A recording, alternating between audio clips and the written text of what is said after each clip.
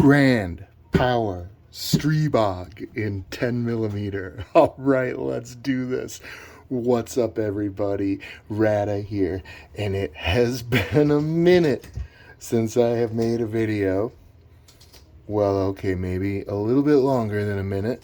It's been about a year and a half, and there's a lot of reasons for that, but I think the biggest reason is probably also the most obvious one, and that is I just really haven't picked anything up.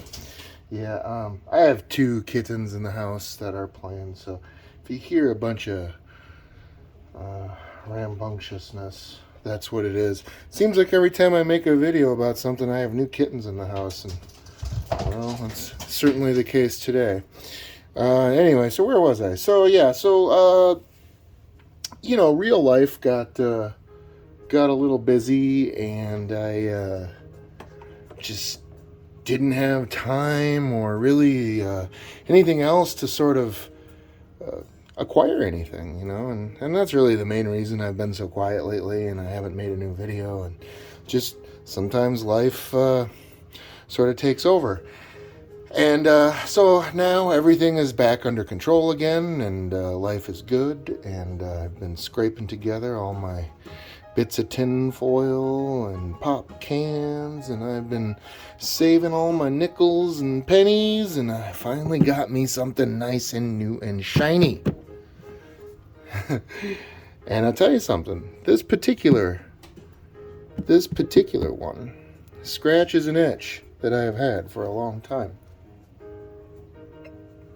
By the way, we're enjoying some Macallan 12 sherry cask tonight.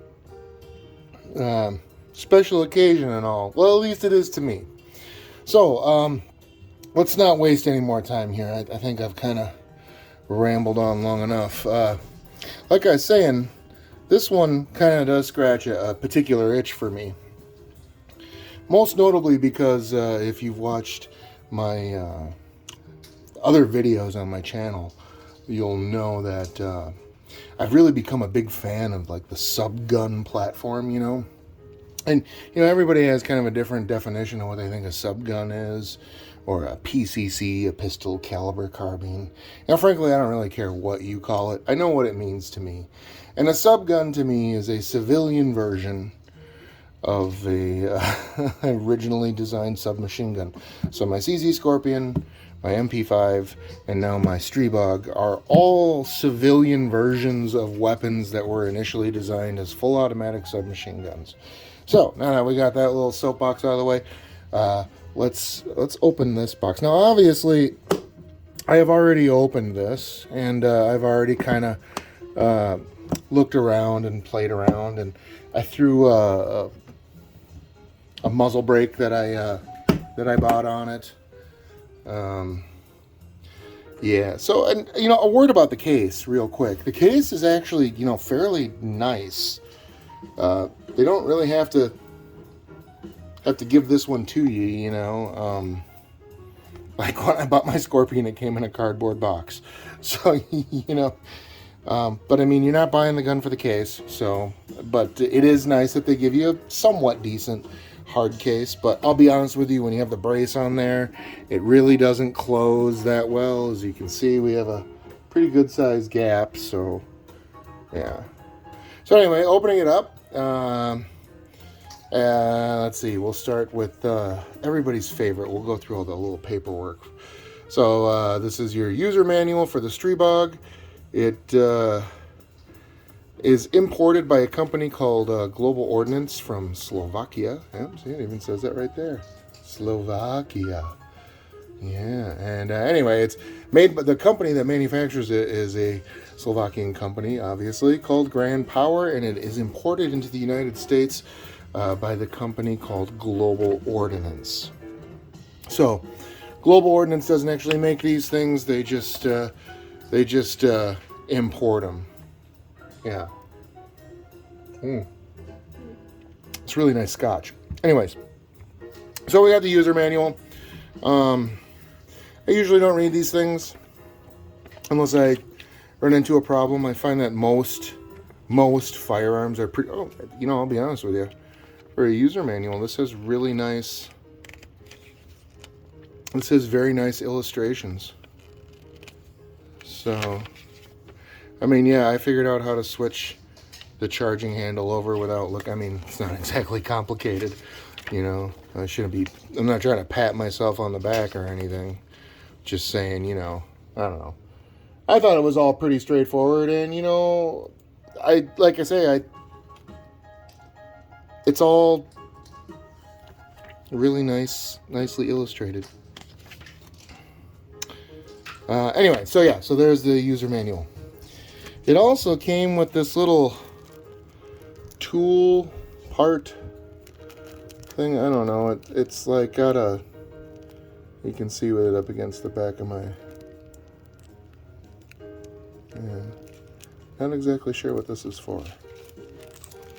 But hey, maybe the user manual will tell me if I actually read the damn thing. It also comes with the back plate, Picatinny rail back plate, which obviously has been removed for the brace to be installed. So there's that. Child lock. Yeah, again, you know, pretty straightforward. I don't think I'll be using this. I have my own rather large security cabinet. Oh man, I'm just making a mess over here. Okay, and then comes with 3 magazines. And no, I know what you're thinking. Wow, that comes with 3 loaded magazines. Yeah, wouldn't that be sweet? Man, for what we pay for these things, you know, they almost shouldn't they? No, unfortunately, these will not come loaded like this. I've loaded these myself. Let's see, the two magazines on my left here, these are my own hand loads. Those ones I loaded myself. And these were some warranty. Do I still have the box out here?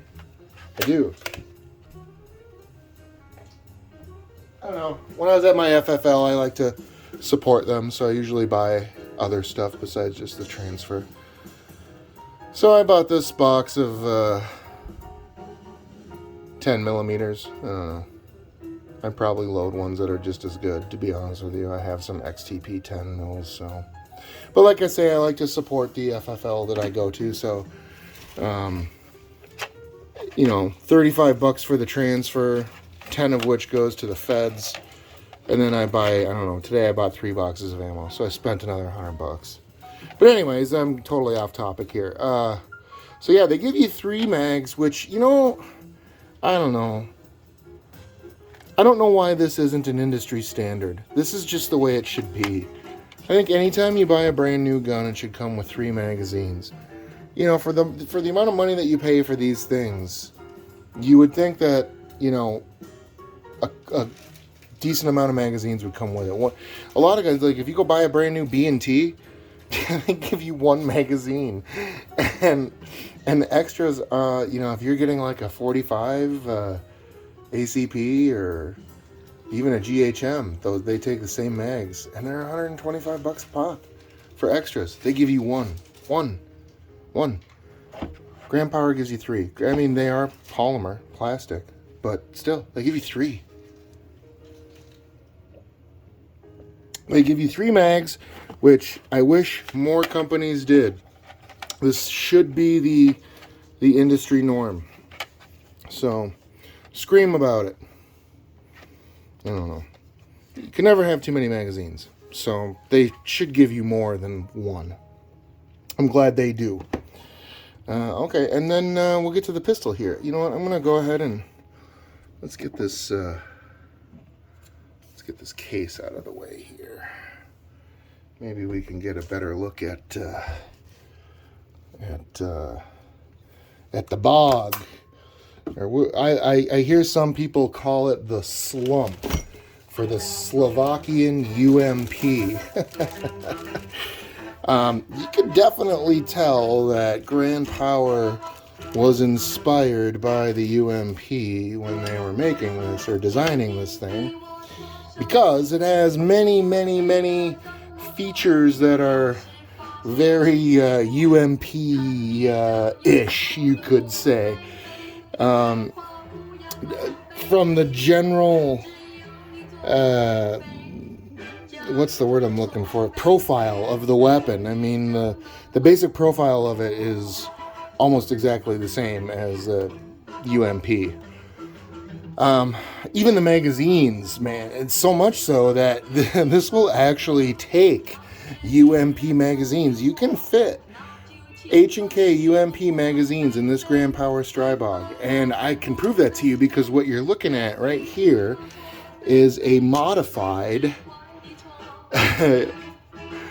UMP mag for 40 Smith & Wesson, and it's been altered in such a way that it can take 10 millimeter rounds. I'm not sure what that alteration is.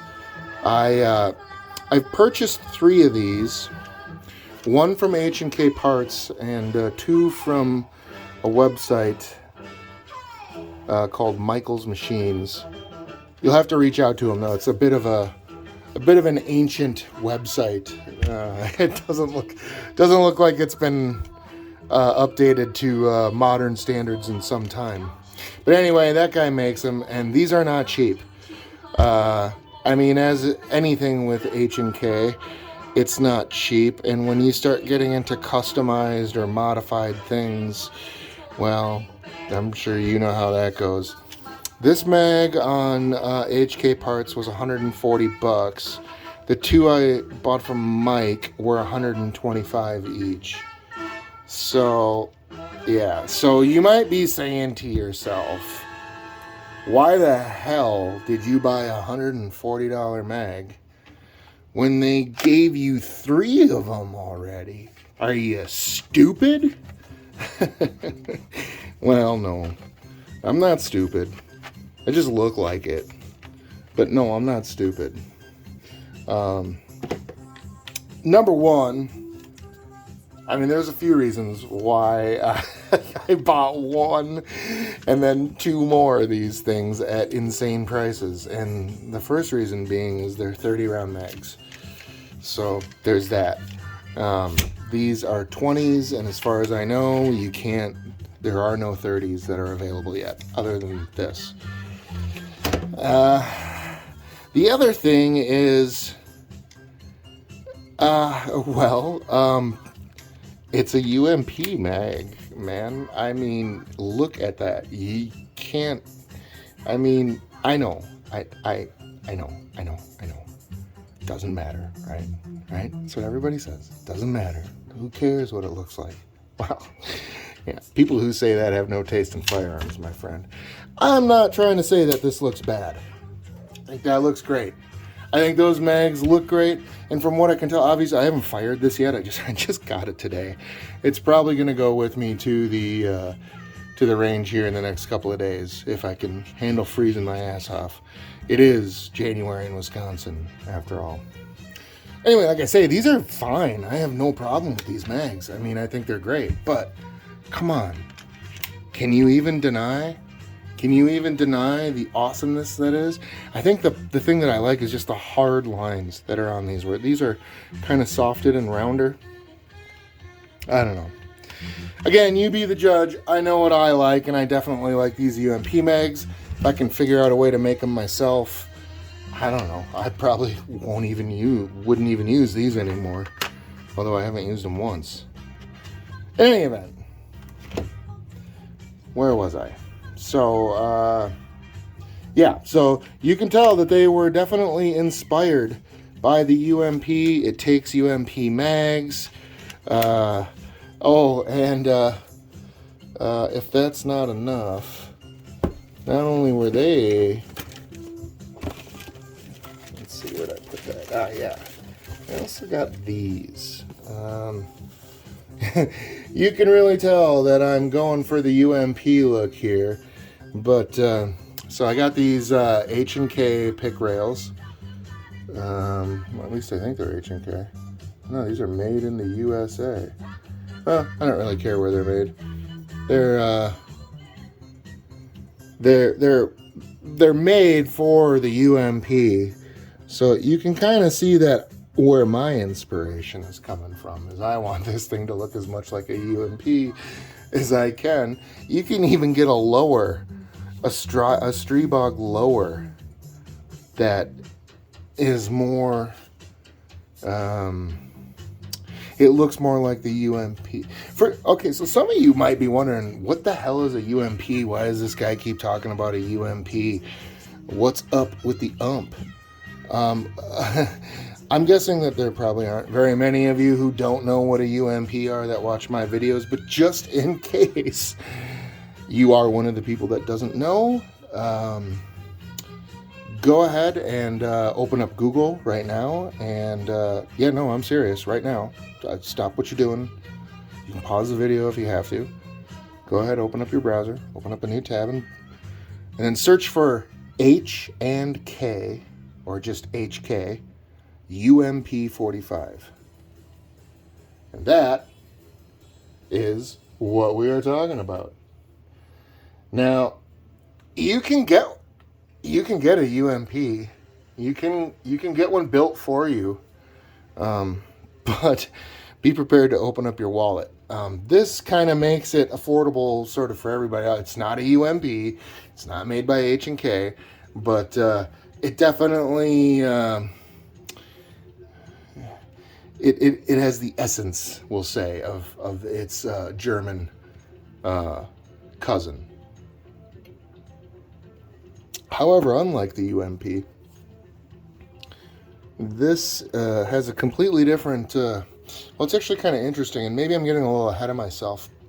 Let's talk a little bit real quick about the history of the Stribog and what all that jibber jabber means there on the side. Well, obviously the Stribog is the name of the line or the platform, and the SP10A3 means that it's in 10 millimeter, and it's the third revision of the platform, so to speak. So when Stribog was first offered, it was 9 millimeter only, and it was a direct blowback action, and it had a reciprocating charging handle, and for those of you who don't know, it just means that every time a round fired, this thing went with it, so you couldn't really wrap your hand around the top, or you get hurt. They also had a real goofy bolt release, which was somewhat reminiscent of some AK-47 controls. Although I suspect, as goofy as it looked, it was probably more functional than the one that's on here, which I'll get to in a little bit, but I'm not a fan of the bolt release on this weapon. Let's see, other than that, as you can see, I put this muzzle brake on here. I couldn't tell you a brand or really even a website outside of eBay. I paid 20 bucks for it. It's a 40 cal. So, I don't know. We'll see. I figured everything that I could do to help keep the muzzle from flipping up too much, the better. There are some other things you can get too. Like there's a buffer tube you can get from HB Industries. And they also have a, it's like a charging handle detent. So like this can slide back and forth freely, but this, you can get this add-on that puts a detent like right about there. And so when you slide it forward, the detent locks itself in that first little M-lock groove. So I might pick that up. And like I say, you can get this extended buffer, which is said to absorb some of the felt recoil. Whether or not that's true, I have no idea. You can also get a larger paddle. But I mean, I might. I don't know. It seems okay. Seems like kind of one of those things you don't really need to replace unless you're just looking to pimp your ride, so to speak. They also make, and this is the bolt catch, and I just do not like it. You know, they did such a good job of kind of thinking of everything when they made and designed this gun. Until they got to the bolt catch, they kind of just, I don't know. They dropped the ball, in my opinion. It's really not, well, first of all, if there's a magazine loaded, a loaded mag or an empty mag in the mag well, good luck pushing that thing. I mean, that is hard. And it's real small. So I kind of wish, and there is aftermarket. There's aftermarket ones where you can get them that are about as big as my fingernail there. So I'll probably get one of those too, even though, yeah, I'll probably get one of those too because I do like using bolt catch when I change mags. And speaking of changing mags, they have an interesting approach to a mag release. It's there's three ways to manipulate the mag release, two of which are symbiotic with one another. You have your paddle style, right? Your AK-47 paddle style mag release, which I have on my Scorpion and my AP5. It's probably the one I'm going to use, to be honest with you. It's what I'm the most used to. It's the one that makes the most sense to me. And then there are these buttons on both sides. You have a button there and a button there. And the weird thing is it will work no matter which side you push it on, but it's not like a regular button that you just push. It doesn't just push, it also rotates, right? So when you push the button down, it also rotates like that. It's really weird. It's not very intuitive. Well, actually, now that I say that, and the more I do it, the easier it becomes. Well, I still don't think it's very intuitive, and it does feel weird, and it's something you'd probably have to practice and all that. So I don't know. I probably won't use it. Another interesting thing is, and I don't know how well you're going to be able to see them, but if you look right about there, you can see the rear sight or rear sight aperture. And then up front, in the middle of the pick rail, is the front post. You can kind of see that. It's buried in there too, so that if you drop it, it's not going to get dinged and hurt or broken. It's kind of neat. I tried bringing it up to my cheek, and you got to get down real low. I mean real low. But out of the box, you can technically shoot it with irons that it comes with.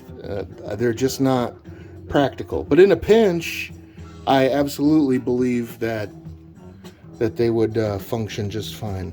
The selector is it's not too stiff, but I mean, it's very satisfying. You know, you definitely know that you've switched from safe to fire, so there's no like real wondering. The trigger's actually pretty nice too. It feels very AR-y to me, like a low grade. I said pretty nice. I should say it wasn't terrible. Like if you compare it to like the AP5 trigger, which is a nightmare out of the box. This is not bad. And my understanding is you can put in certain AR triggers, so I might have to look at that. We'll see. I've also considered maybe the Lee Sporting lower and maybe a super safety. 10 millimeter forced reset. Yeah, that could be a lot of fun. It could also be a little ridiculous. You be the judge. Could be ridiculous. Could be a lot of fun. You know, I don't know. Who knows? That's a lot of money and a lot of time. So, you know, as of right now, no. So yeah, and outside of the pick rails I got here, I have another Romeo 5 laying around that I thought maybe I'd throw on there, but then I remembered I had this guy that I bought on sale a little bit ago, and I thought maybe you know, what the hell, I've never used this. It's brand new in the box. Maybe I'll throw that on here and see what happens. Why not, right? Yeah. So yeah, I can't put these on yet, unfortunately, because they came They came with the screws, but they didn't come with the T-nuts.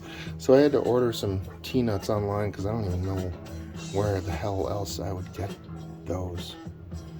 Yeah. But anyway, they're on the way. So the next time I make a video, which will probably be, I'm guessing, pretty soon about this, because I'm going to take it out to the range and probably shoot the shit out of it. And, yeah, so I'll probably have that strike fire mounted on there. I'll have my cosmetic, although they're not cosmetic, they will be legitimate pick rails, but I'm putting them on there for cosmetic reasons. But yeah, the next time you see this will look a little different, a little more umpy, and I might get some more mags. We'll see. I'll update on the mag situation in the next video. But yeah, so that's my video. That's my my Stribog. I call it my poor man's UMP, you know, or you know, the chump's ump. You know, I'm just excited because now I can go take a dump with the ump. Anyway. Oh boy. Anyway, you know, I think we'll wrap this up. So, like I say, if you enjoy my videos and you like the way I just kind of ramble on and on about stupid things and nonsense and things that are probably not true and other facts, and let me get my hand, facts about stuff, well, you should subscribe and watch some of my old videos and tell me how wrong I am about stuff. Those are my favorite comments. I absolutely love it when people tell me I'm wrong. Yeah. No.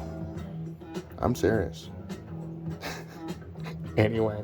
Thank you for watching, everybody. Tune in again next time. I'm probably gonna, like I say, I'll probably make a follow-up here pretty quick. I want to take it out to show my dad. I think my dad will dig it. You know, I think generally speaking, my dad is fairly unimpressed when it comes to the sub-gun platform, but I think that this one might change his mind. I think this is one he'll enjoy, if only for the fact that it's in 10mm, and just like me, my dad's favorite cartridge is 10mm, so maybe that will that'll scratch the itch for him. So anyway, until then, until my next video, I hope you all take care of yourself. It's January 2nd in 2025, so Happy New Year and Slancha, my friends.